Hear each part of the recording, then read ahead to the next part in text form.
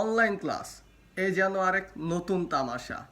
Recently সরকার আবার ঘোষণা দিয়েছে এখন থেকে অনলাইনে ক্লাস হবে। আমরা জানি করোনাকালীনে অনলাইনে ক্লাস নিয়ে কি পরিমাণ হাসি তামাশা হয়েছে, কারণ আমাদের দেশের শিক্ষকরাও বা স্টুডেন্টরাও এখনও প্যারেন্টসরাও ইউজ টু না এটার সাথে।